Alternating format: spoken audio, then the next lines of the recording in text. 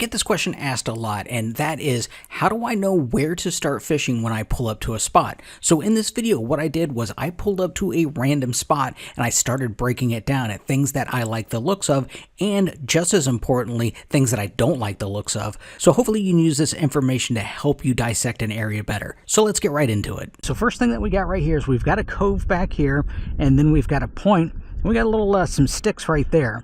Each one of those places has the potential of holding fish. So where I would probably place my first cast is that stick structure right over there, straight in front of us. Then I would work around the mouth of that cove right in there, and then I would cast to this point.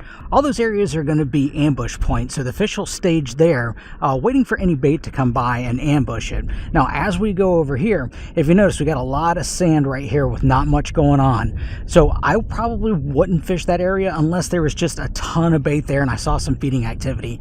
But as far as randomly casting over there, that's probably a place that I would skip.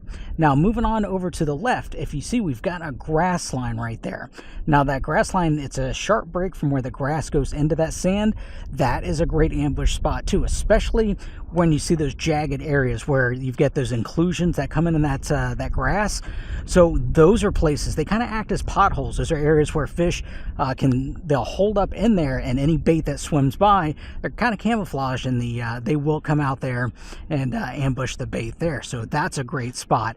Any of this broken bottom, and what we mean by broken bottom is where we get that mixture of sand and grass. This area right in here is perfect. I like about a 50% ratio right here. So if we look right here around the edges of these potholes, that big pothole right there, those are going to be great places to look. And also this little isolated stick right there. Believe it or not, something like that can definitely hold fish, so never pass something like that up. Now, when we get out here, if you notice, there's a lot of grass, and it's just solid grass. It's not broken up.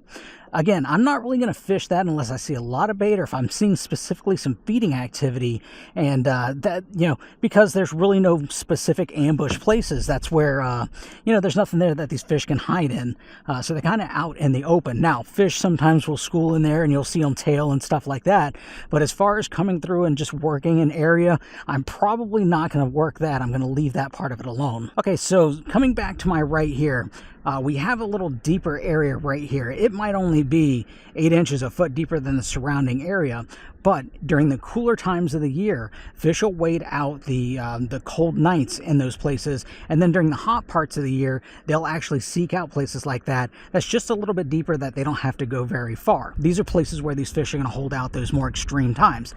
Now, one thing I do want to say is this is really shallow. I came in here and I chose this spot just so you can visually see what I'm looking at. I would like there to be a little bit more water in there, to be honest with you, but the deeper it gets, the less features you can see. So this is just kind of for visual reference. So just think about it when you're out here fishing. Anything that looks the same is probably not going to be something that's going to hold fish. So the sandy area that all looks the same, probably not a good spot. Same thing with that grass back there where it all looks the same, probably not the best spot. But anything that sticks out, like that little stick right there, this grass line right here, this broken grass, that right there, the points on that, the mouth of the cove, those sticks, these are all things that stand out when you're scanning around and you start looking at things.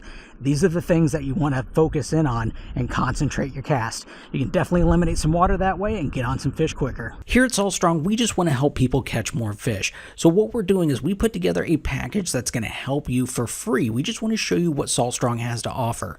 This free package includes a free online fishing school, a live bait course, an artificial lure course, and also so much more. There's no gimmicks here. There's no credit card needed. All we need is your email. So for more information, go to saltstrong.com/free.